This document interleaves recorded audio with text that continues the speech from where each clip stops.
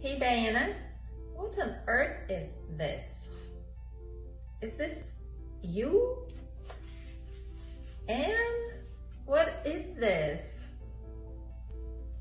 Letter P.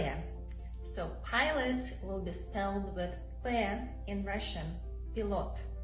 We also use it in the word papa, dad. Hold your horses, please. If that is P, then what on earth is this? This is R, like the English R. The Russian one is rolled, like in Spanish, Italian, Scottish, but if you have trouble pronouncing it that way, just do your best. Ручка, рука. Well, at least I know what this is. No tricks here, right? O, almost.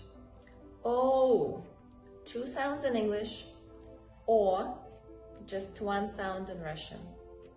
Овощи, отдых. It's very easy to write the Russian letter O because both the uppercase and lowercase O is just like the English letter O, and you connect it to other letters from under. When it comes to letter P, the capital one is a little bit different, but the lowercase is very simple and recognizable because it does look like the cursive English N. The capital R actually reminds me of a big white round dandelion, and please notice this very important thing about the lowercase letter. It's not closed at the bottom like the English one.